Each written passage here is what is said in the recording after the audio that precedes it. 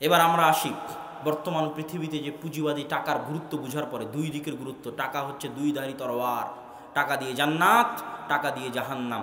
একটা টাকা দিয়ে জান্নাত, একটা টাকা দিয়ে জাহান্নাম, দুই দিকে টাকা খুবই ভয়ঙ্কর, খুবই ভয়াবহ। এবার আসি বর্তমান পৃথিবীতে যে অর্থনীতি চলতেছে, এটাকে বলা হয় সুদী অর্থনীতি। আল্লাহ সুবহানাহু ওয়া তাআলা কি বলেছেন? ইয়ামহাকুল্লাহুর রিবা ওয়া ইউরবিস সাদাকাত।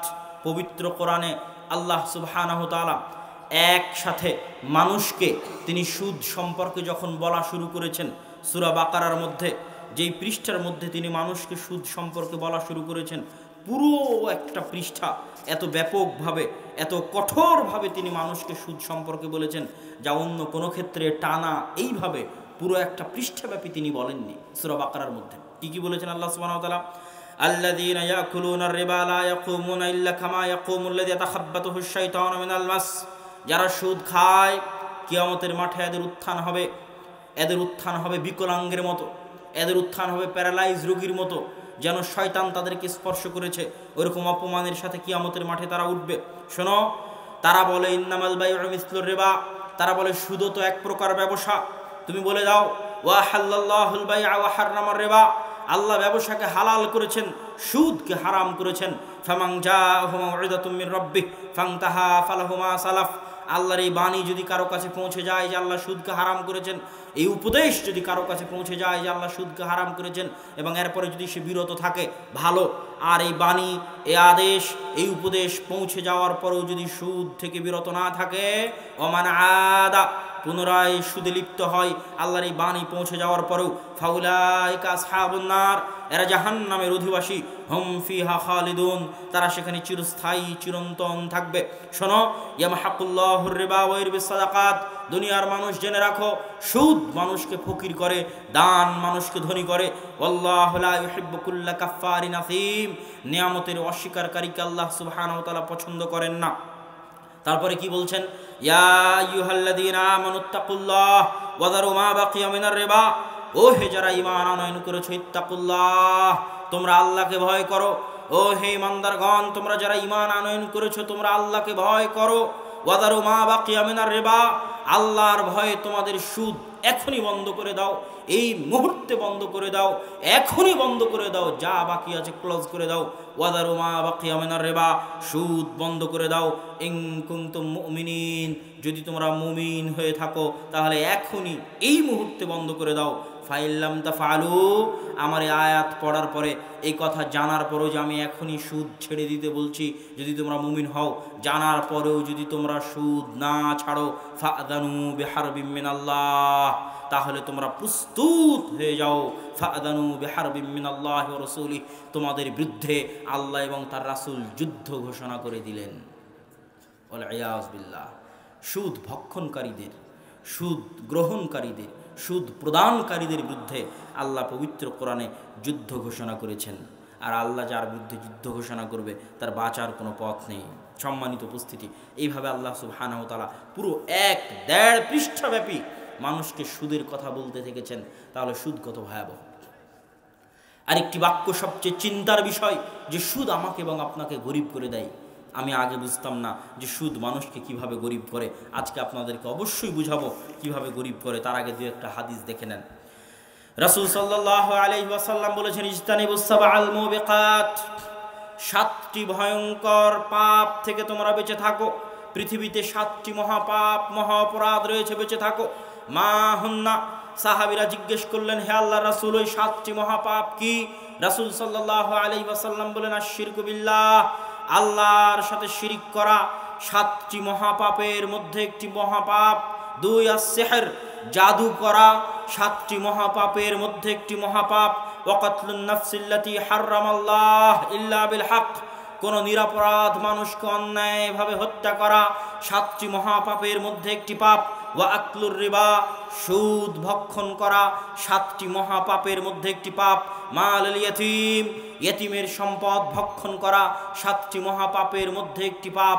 যুদ্ধের মাঠ থেকে পলায়ন করা 7টি মহাপাপের মধ্যে একটি পাপ। ওয়া কাযফুল মুহসানাতিল মুমিনাতিল গাফিলাত, গ্রামের ভোলা ভালা পরহেজগার সতী সাধবী নারীকে অপবাদ দেওয়া, গালিগালাজ করা, ইভটিজিং করা, খারাপ বাক্য ব্যবহার করা, তাদের শানে 7টি মহাপাপের একটি মহাপাপ।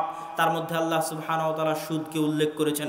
আব্দুল্লাহ বিন মাসউদ রাদিয়াল্লাহু তাআলা আনহু থেকে বর্ণিত, তিনি বলেন রাসূল সাল্লাল্লাহু আলাইহি ওয়াসাল্লাম বলেছেন, লাআনাল্লাহ, আল্লাহ সুবহানাহু ওয়া তাআলার অভিশাপ, আকিলার রিবা, যারা সুদ খায়, মুকিলাহু, যারা সুদ প্রদান করে, শাহিদাইহে, যারা সুদের সাক্ষী থাকে, ওয়া কাতিবাহু, যারা সুদ লেখে, যে সুদ খায়, যে সুদ দেয়, যে সুদ লেখে, যে সুদের সাক্ষী থাকে, এদের সকলের উপর অভিশাপ।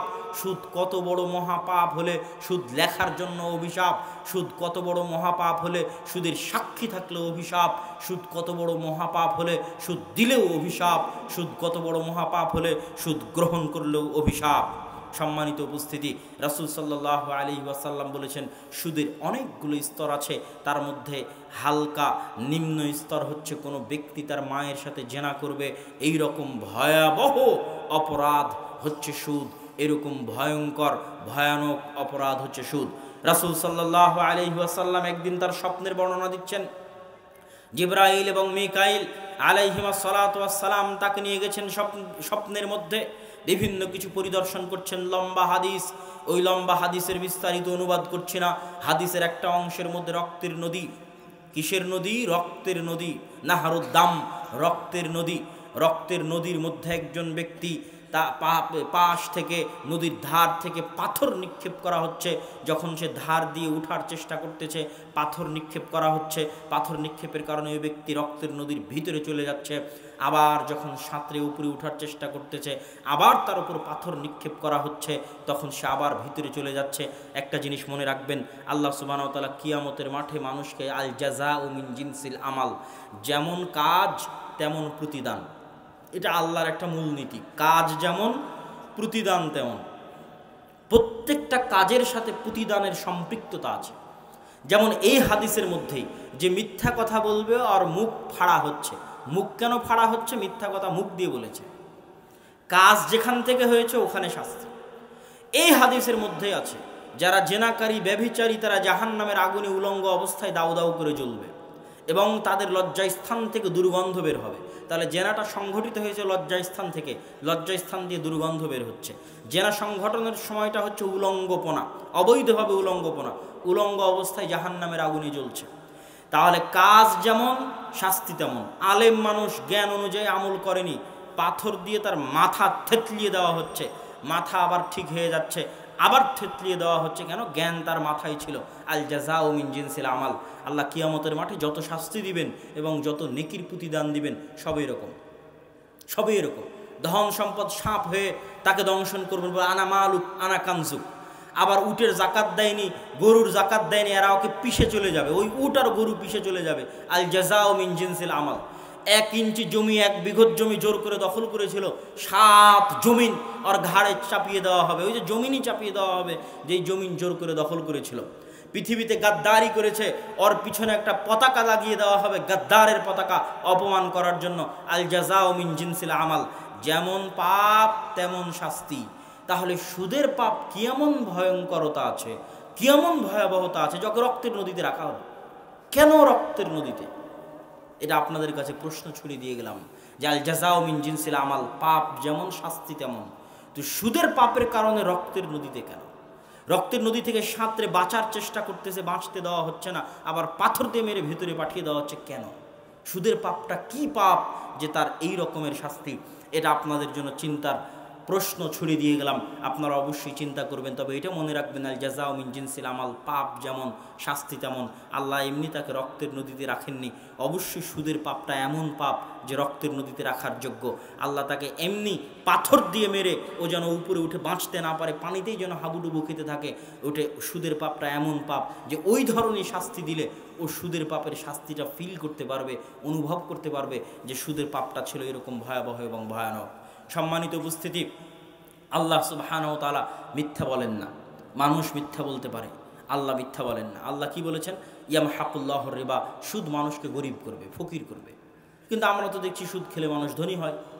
সুদের টাকা নিয়ে বাড়ি করলে তো সুন্দরই দেখা যায়, লোন নিয়ে ব্যবসা করলে তো মানুষ ঠিকই ধনী হচ্ছে, সুদ নিয়ে ব্যবসা করলেও ধনী হচ্ছে, সুদ দিলেও ধনী হচ্ছে, সুদ খেলেও ধনী হচ্ছে। কিন্তু আল্লাহ তো বলছে ইয়ামহাকুল্লাহুর রিবা, সুদ মানুষকে গরিব করে। তাহলে কেমনে সুদ মানুষকে গরিব করতে পারে?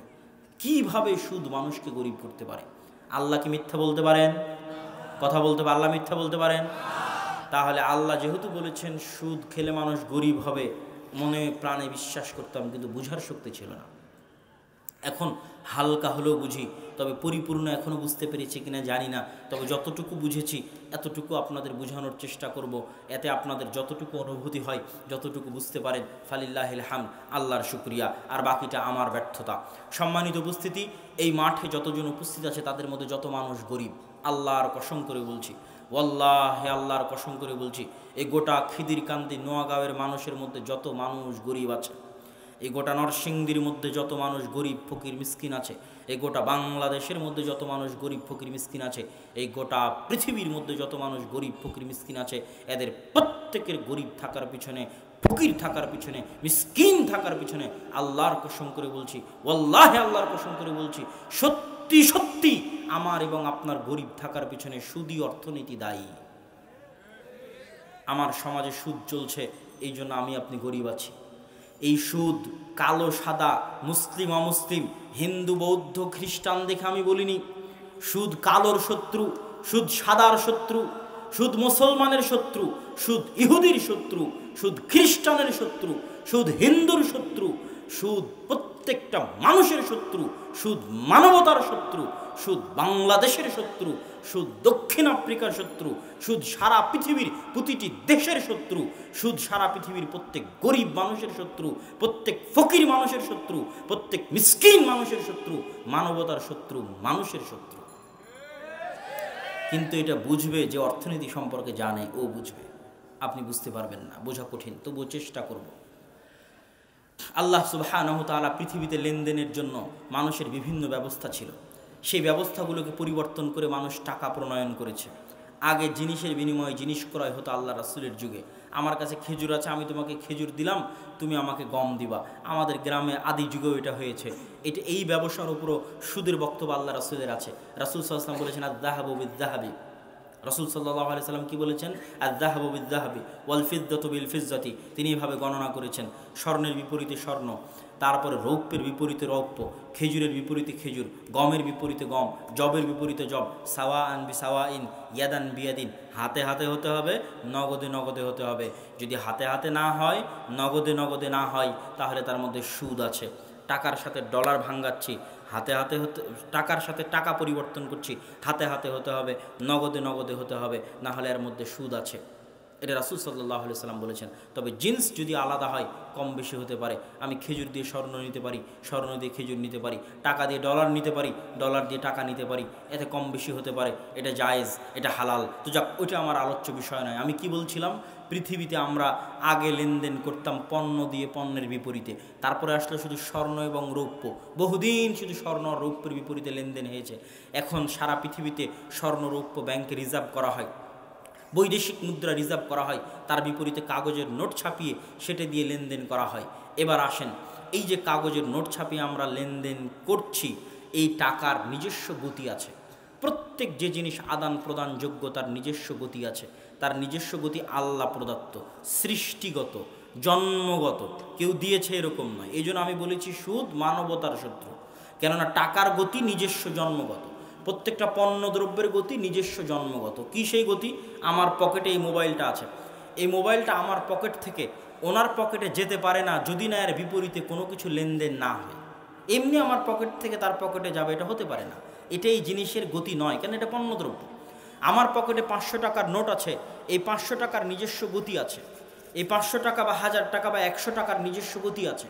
এই 100 টাকা আমার পকেট থেকে ওনার পকেটে যেতে পারে না যতক্ষণ না এই 100 টাকার বিপরীতে একটা মোবাইল লেনদেন না হয়েছে, যতক্ষণ না এই 100 টাকার বিপরীতে একটা পানির বোতল লেনদেন না হয়েছে, যতক্ষণ না এই 100 টাকার বিপরীতে কেউ কাজ না করেছে।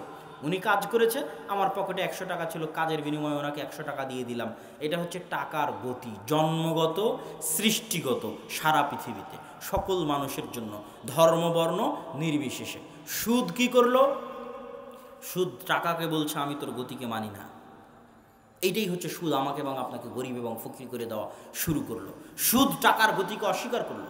আমি জোরপূর্বক টাকাকে ম্যানুপুলেট করব, জোরপূর্বক কৃত্রিমভাবে টাকাকে একজনের পকেট থেকে ধাক্কা দিয়ে আরেকজনের পকেটে পাঠাবো, কোনো প্রকার ক্রয় বিক্রয় ছাড়া, কোনো প্রকার কাজ ছাড়া। সুদী পুঁজিবাদী অর্থনীতির বর্তমান পৃথিবীতে সবচেয়ে বড় উদাহরণ হচ্ছে ব্যাংকিং সিস্টেম। আপনি বলবেন ইসলামিক ব্যাংক, সেটা আর একদিন অন্য দিন আলোচনা করা যাবে, কিন্তু ব্যাংকিং সিস্টেমের মূল ভিত্তি সুদী অর্থনীতির উপর। ব্যাংকিং সিস্টেমের মূল ভিত্তি পুঁজিবাদী অর্থনীতির উপর। কি সেই ব্যাংকিং সিস্টেম? ব্যাংকিং সিস্টেমের মূল থিওরি হচ্ছে, আপনারা এখানে যতজন বসে আছেন সবাই তাদের টাকা ব্যাংকে গিয়ে জমা দিবেন, এটাকে তারা বলেছে আমানত, জমা দিবেন। আপনার এই টাকা, গোটা নরসিংদীর মানুষের টাকা 500 কোটি হয়েছে ইসলামী ব্যাংকে বা আর যে কোনো ব্যাংকে। এই 500 কোটি টাকার 5 জন ব্যবসায়ী 100 কোটি করে লোন নিয়ে চলে গেছে। ওই 100 কোটি ব্যবসায়ী প্রতি মাসে 100 টাকার বিপরীতে 20 টাকা করে সুদ দিবে ব্যাংকে। 100 টাকার বিপরীতে 20 টাকা। ব্যাংক আবার ওই 20 টাকার থেকে প্রতি 100 টাকার বিপরীতে 10 টাকা লাভ দিবে, প্রফিট দিবে, মুনাফা দিবে, সুদ দিবে আপনাকে। মাঝখানে থাকলো 10 টাকা। এই 10 টাকা দিয়ে ব্যাংকের কর্মচারী কর্মকর্তার বেতন হবে, চায়ের বিল হবে, অফিসের ভাড়া হবে। এই 10 টাকা ব্যাংকের লাভ। 20 টাকা নিল ব্যবসায়ীর কাছে, প্রতি 100 টাকায় 20 টাকা, আর প্রতি 100 টাকায় 10 টাকা দিল আপনাকে। এই যে কম বেশি, যে লোন নিয়েছে তার কাছ থেকে সুদের হার বেশি, যে জমা দিয়েছে তাকে প্রদত্ত সুদের হার কম, মাঝখানের লাভ ব্যাংকের লাভ। এটা হলো সুদী, এটা হলো ব্যাংকিং সিস্টেমের মূল থিওরি, যেটা সুদী এবং পুঁজিবাদী অর্থনীতির সবচেয়ে বড় উদাহরণ। কিভাবে? যতগুলো লোক লোন নিয়ে গেল, ওরা প্রতি 100 টাকায় 20 টাকা যে দিচ্ছে, কিসের বিপরীতে? এই 100 টাকার বিপরীতে যে 20 টাকা দিচ্ছে, এই 20 টাকার বিপরীতে একটা পানির বোতলও বিক্রি হয়নি, এই 20 টাকার বিপরীতে একটা কলমও বিক্রি হয়নি, এই 20 টাকার বিপরীতে একটা চকলেটও বিক্রি হয়নি, এই 20 টাকার বিপরীতে একটা চুইংগামও বিক্রি হয়নি। ওই 20 টাকার বিপরীতে 1 ঘন্টার কোনো কাজ নাই, আধা ঘন্টার কোনো কাজ নাই, কোনো কাজ সংগঠিত হয়নি। টাকাকে জোরপূর্বক লাথি দিয়ে বলা হচ্ছে, তুই যাবি না কেন? কোনো কাজ নাই, কোনো ক্রয় বিক্রয় নাই, লেনদেন নাই। পৃথিবীর জন্মগত সিস্টেমের বিরুদ্ধে সুদ এমন শক্ত হুমকি নিয়ে আসলো, জোরপূর্বক 20 টাকাকে ওই ব্যাংকের পকেটে ঢুকালো। এবার ওই ব্যাংক 20 টাকার থেকে 10 টাকা নিয়ে যে আপনাকে দিল, কিসের বিপরীতে? একটা কলম বিক্রি করেছেন ব্যাংকের কাছে, যে ব্যাংক আপনাকে 10 টাকা দিচ্ছে। আধা ঘন্টা কাজ করেছেন, যে ব্যাংক আপনাকে 10 টাকা দিচ্ছে। একটা চকলেট, চুইংগাম বিক্রি করেছেন, বাদাম বিক্রি করেছেন, যে ব্যাংক আপনাকে 10 টাকা দিচ্ছে। ওই 10টা টাকার নিজস্ব গতিকে লঙ্ঘন করে, ওই 10টা টাকার নিজস্ব গতিকে বাধাগ্রস্ত করে, লাঠি দিয়ে জোরপূর্বক কৃত্রিমভাবে ম্যানুপুলেট করে আপনার পকেটে পাঠানো হয়েছে। ফলে কি দাঁড়িয়েছে? আজ যদি এই মুহূর্তে ঘোষণা দেওয়া হয় যে টাকার গতিকে তার গতিতে চলতে দাও, টাকার গতিকে কেউ বাধাগ্রস্ত করতে পারবে না। টাকার গতি কি? কাজ না হলে টাকা নড়বে না, জিনিস ক্রয় বিক্রয় না হলে টাকা নড়বে না, এটা টাকার গতি। টাকাকে তার গতিতে চলতে দাও। তাহলে আজকে বাংলাদেশে যে 100 কোটি টাকার সমান পরিশ্রম করবে 100 কোটি টাকারই মালিক হবে, যে 500 টাকার সমান পরিশ্রম করবে 500 টাকারই মালিক হবে। কিন্তু টাকা যখন জোরপূর্বক ম্যানুপুলেট করা হচ্ছে, তখন গোটা দেশের 100 ভাগের 80 ভাগ সম্পত্তির মালিক 5 জন, 10 জন, 100 জন, আর বাকি 20 ভাগ সম্পত্তির মালিক আমি, আপনি, ফকির মিসকিন। এই অবস্থা শুধু দেশের ভিতরে আমার এবং আপনার নয়, এই অবস্থা দেশের বাইরের বিশ্বের সাথে। কেননা এই পৃথিবী বিশ্ব যারা চালায় তারা পুঁজিবাদী অর্থনীতি, তারা সুদী অর্থনীতি চালাবে। কেন? পুঁজিবাদী সুদী অর্থনীতিতে নিজের ইচ্ছা মতো ধনী হওয়া যায়, আরেকজনকে নিজের ইচ্ছা মতো ফকির বানিয়ে রাখা যায়, আরেকজনকে নিজের ইচ্ছা মতো দমিয়ে রাখা যায়। এই জন্য যারা আজকের বিশ্বের মোড়ল, তারা জোরপূর্বক বাধ্য করে সারা পৃথিবীতে সুদী অর্থনীতি চালু রেখেছে। কোনোদিন বাংলাদেশ নিজের ইচ্ছা মতো মাথা উঁচু করে ধনী হয়ে দাঁড়াতে পারবে না। এই সিস্টেমই পৃথিবীতে তারা চালু করে রেখেছে। এরকম আরও 10টা, 15টা, 20টা, শত দেশ তাদের এই সুদী পুঁজিবাদী অর্থনীতির কারণে নিজের মতো মাথা উঁচু করে দাঁড়াতে পারবে না। তাহলে দেশ সুদী অর্থনীতির কারণে আর 10টা দেশের কাছে গোলাম, আর দেশের মধ্যে আমি, আপনি ফকির। এই সুদী অর্থনীতির কারণে যে যত মানুষ গরিব আছে সারা পৃথিবীতে, হিন্দু, বৌদ্ধ, ইহুদি, খ্রিস্টান, কালো রঙের মানুষ, সাদা রঙের মানুষ, সকল ধর্ম, বর্ণ, গোত্রের মানুষ, যে যত গরিব আছে, ফকির আছে, সকলের গরিব হওয়ার পিছনে, ফকির হওয়ার পিছনে সুদ একাই দায়ী। সুদ তাদের সকলের শত্রু। এই জন্য আল্লাহ বলেছেন, ইয়ামহাকুল্লাহুর রিবা ওয়া ইউরবিস সাদাকাত। সুদ ফকির করবেই করবে, সুদ গরিব বানাবে। আর আজকে সুদী অর্থনীতির কারণে, বিশ্ব মোড়লদের সহযোগিতার কারণে আপনি নিজের অজান্তে ফকির হয়ে যাবেন। নিজের অজান্তে বুঝতেই পারবেন না ফকির হয়ে গেছেন। ব্যাংকে 50,000 টাকা রেখে এসেছেন আজ সকালে 50,000 টাকা দিয়ে আপনি একটা মোবাইল কিনতে পারেন, আইফোন, কিন্তু পরের দিন সকালে গিয়ে দেখছেন 50,000 টাকা দিয়ে একটা সিংড়া পাওয়া যাচ্ছে। বুঝাতে পারিনি মনে হয়, আমার কথা কি বুঝতে পেরেছেন? আজ 50,000 টাকা দিয়ে একটা আইফোন কিনতে পারছিলাম, কাল 50,000 টাকা দিয়ে একটা সিংড়া কিনতে পারছি। 50,000 টাকা তো আমার কাছে আছেই, কিন্তু আমি নিজের অজান্তে ফকির হয়ে গেছি, বুঝতেই পারিনি কখনোই 50,000 টাকা দিয়ে একটা আইফোন কিনে যাচ্ছিল আর কখনোই 50,000 টাকা দিয়ে একটা সিংড়া কিনে যাচ্ছিল। টাকা তো আমার কাছে ঠিকই আছে, কিন্তু আগে ছিল আইফোনের সমান দাম, এখন হলো সিংড়ার সমান দাম। মাঝখানের টাকা যে কই চলে গেল কেউ জানে না, সারা পৃথিবীর কেউ জানে না, শুধু আমি আপনি নয়, সারা পৃথিবীর কেউ জানে না। আপনার ব্যাংকে টাকা আছে? নাই। আছে টাকা, কিন্তু নাই। গতকাল আপনি যেই টাকা দিয়ে 30 টাকা দিয়ে সরিষার তেল কিনতে পারতেন, আজকে 40 টাকা দিয়ে কিনছেন। আপনি বলছেন দাম বাড়ছে, ভুল কথা, দাম বাড়েনি। কখন কখন আপনার টাকার মান কমে গেছে আর আপনি গরিব হয়ে গেছেন, বুঝতে পারেননি। 20,000 টাকার বেতনে আগে ঠিকই চলতো, এখন চলতে পারছেন না কেন? কখন কখন আপনার টাকা ঠিকই আছে আপনার টাকার জায়গায়, জিনিসপাতিরও দাম বাড়েনি। কখন কখন আপনার টাকার মান কমে গেছে, আপনি বুঝতে পারেননি।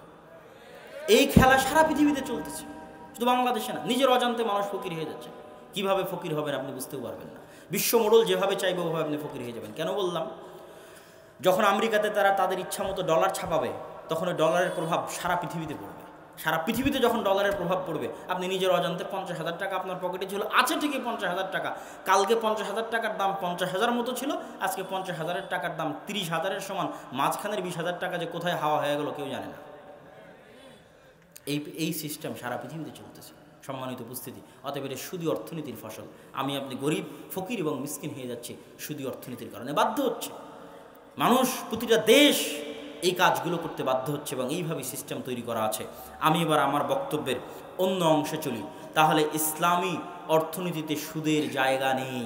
ইসলামী অর্থনীতির মূল ভিত্তিগুলোর মধ্যে হচ্ছে ইসলামী অর্থনীতিতে লয়ালিটি আছে এবং ক্রয় বিক্রয়, লেনদেন ছাড়া, পরিশ্রম ছাড়া টাকা এক জায়গা থেকে আর এক জায়গায় নড়তে পারবে না। টাকার বিপরীতে টাকা চলতে হলে কাজ লাগবে, পরিশ্রম লাগবে। এবং আরও একটা জিনিস আপনাকে মাথায় রাখতে হবে যে ইসলামে ওই জিনিসের উপরই আপনার কাছ থেকে ট্যাক্স নেওয়া হবে, ওই জিনিসের উপরে আপনার কাছ থেকে অতিরিক্ত টাকা নেওয়া হবে যেটা দিয়ে আপনি উৎপাদন বাড়াবেন। যেটাতে উৎপাদন বাড়বে না ওটার ওপর কোনো ট্যাক্স ইসলাম নেবে না। আপনার বাড়ি যদি আপনি নিজে থাকেন, ওই বাড়ির উপর কোনো ট্যাক্স লাগবে না। যেই জমি আপনি নিজে আবাদ করতেছেন, ওই জমির উপর কোনো ট্যাক্স লাগবে না। কি লাগবে? জমিতে আবাদ করেছেন, আবাদ করা ফসলের উপর ওসর লাগবে। টাকা ব্যবসায় খাটিয়েছেন, ওই টাকা বেড়েছে, তার উপর জাকাত লাগবে। এগুলো ইসলামী অর্থনীতির মূল নীতি, যেটা পুঁজিবাদী অর্থনীতির সাথে সাংঘর্ষিক। পুঁজিবাদী অর্থনীতিতে যে বাড়িতে আপনি আছেন ওই বাড়িরও ট্যাক্স দিতে হবে, ওই বাড়ি থেকে ইনকাম করেন আর না করেন। যেই জমি আপনি ভক্ষণ করেন ওই জমির বিপরীতেও ট্যাক্স দিতে হবে। ওই জমি থেকে আপনি কি উৎপাদন করলেন সেটা ধর্তব্যের বিষয় নয়, কিন্তু ইসলামীভাবে নয়। আপনার উৎপাদনের উপর, আপনার ইনকামের উপর থেকে আপনার কাছ থেকে ট্যাক্স সংগ্রহ করা হবে। জাকাতের বিস্তারিত বক্তব্য আছে আমার, এবং ওশরেরও বিস্তারিত বক্তব্য আছে ইউটিউবে, ওটা ওখান থেকে দেখে নেবেন। এবার পরের অংশে আসি, ইসলামী রাষ্ট্র ব্যবস্থা। আমার বক্তব্যের শুরুতে বলেছিলাম যে Islam is a complete code of life. Islam হচ্ছে পরিপূর্ণ জীবন ব্যবস্থার নাম। শুধু সালাতের নাম ইসলাম নয়, শুধু মসজিদের নাম ইসলাম নয়, শুধু সিয়ামের নাম ইসলাম নয়, শুধু হজের নাম ইসলাম নয়। ইসলামের যেমন সামাজিক সিস্টেম আছে, সামাজিক নিয়ম কানুন আছে যেগুলো আমরা ভুলে গেছি, ইসলামের তেমন অর্থনৈতিক নিয়ম কানুন আছে, অর্থনৈতিক সিস্টেম আছে আমরা ভুলে গেছি। ইসলামের তেমন রাষ্ট্রীয় ব্যবস্থাপনা আছে আমরা ভুলে গেছি। শুধু দুইটা মৌলিক উপাদান বলে ইসলামী রাষ্ট্র ব্যবস্থার বক্তব্যের ইতি টেনে আমি যুবকদের উদ্দেশ্যে যে নাসিহা, যে উপদেশমূলক বক্তব্য, সেটার দিকে এগিয়ে যাব। ইসলামী রাষ্ট্র ব্যবস্থায় দুটো জিনিস সবচেয়ে গুরুত্বপূর্ণ। এক, সেটা হচ্ছে আল ইনসাফ। দুই, কল্যাণমূলক, চ্যারিটি, কল্যাণমূলক রাষ্ট্র ব্যবস্থা, ফালাহি রাষ্ট্র ব্যবস্থা। ইসলামে কল্যাণমূলক রাষ্ট্র ব্যবস্থা মানে আপনার সন্তান পড়বে ফ্রিতে, টাকা লাগবে না। আপনার সন্তান স্বাস্থ্য সেবা পাবে ফ্রিতে, টাকা লাগবে না। এই জিম্মেদারি রাষ্ট্রের। কেউ সামর্থ্য হলে দিতে পারে, সেটা আলাদা কথা। রাষ্ট্রের জিম্মেদারি গোটা রাষ্ট্রে কেউ না খেয়ে থাকতে পারবে না। রাষ্ট্রের জিম্মেদারি গোটা রাষ্ট্রে যদি কারো বাড়ি না থাকে তার বাড়ির ব্যবস্থা করা। রাষ্ট্রের জিম্মেদারি গোটা রাষ্ট্রে যদি কেউ খেতে না পায়, কাপড় চোপড় না থাকে, তার কাপড় এবং খাবারের ব্যবস্থা করা। এটা হলো ফালাহি, কল্যাণমূলক রাষ্ট্র ব্যবস্থা। দুই, ইনসাফ। আপনি যে দায়িত্বে আছে খলিফাতুল মুসলিমিন, তার বিরুদ্ধে আপনি কেস করতে পারবেন, তাকেও আপনি আদালতে দাঁড় করাতে পারবেন, তারও আপনি হিসাব নিতে পারবেন, প্রশ্ন করতে পারবেন। ইনসাফ এবং মেরিটের উপর ভিত্তি করে আপনার মূল্যায়ন হবে। টাকা দিয়ে চাকরি নিয়ে নেবেন, মামু খালু দিয়ে চাকরি নিয়ে নেবেন, এই সিস্টেম ইসলামী রাষ্ট্র ব্যবস্থায় চরম অপরাধ। মেরিট, যে যে জায়গার যোগ্য তাকে সে জায়গায় বসাও, তাতে উল্টে গেলেই কি, থাকলেই কি, চললেই কি, না চললেই কি। প্রতিষ্ঠানকে শক্তিশালী করা, প্রতিষ্ঠান মানে বড় বড় প্রতিষ্ঠান আছে রাষ্ট্রের মধ্যে। ইউরোপ আমেরিকায় যখন যাবেন তখন রাষ্ট্র ব্যবস্থায় ইসলামের যে মূলনীতিগুলো তারা অনেকটাই বাস্তবায়ন করেছে। যদিও সিস্টেম তাদের গণতান্ত্রিক, কিন্তু প্রতিষ্ঠান তাদের মজবুত। তাদের পুলিশ বলেন, তাদের বিচার বিভাগ বলেন, মজবুত শক্তিশালী। ওটাকে আপনি ম্যানিপুলেট করতে পারবেন না, কৃত্রিমভাবে প্রভাব খাটাতে পারবেন না। তাকে তার মতো শক্তিশালী হয়ে চলতে দিতে হবে, স্বাধীনভাবে চলতে দিতে হবে। এটা হচ্ছে আল ইনসাফ, ইনসাফের নিজাম এবং আপনার হচ্ছে কল্যাণমূলক রাষ্ট্র ব্যবস্থা। এই দুইটা হচ্ছে ইসলামী রাষ্ট্র ব্যবস্থার মূলনীতি। দুই, খেলাফত সিস্টেম, সেটা আপনারা অনেকেই জানেন, যেটা গণতান্ত্রিক সিস্টেমের বিপরীতে ইসলামের পক্ষ থেকে প্রদত্ত সিস্টেম হচ্ছে খেলাফা সিস্টেম। আর গণতান্ত্রিক সিস্টেম ইসলাম কোনো মতেই সমর্থন করে না। এবার আমি আপনাদের ধৈর্যচ্যুতি ঘটাবো না।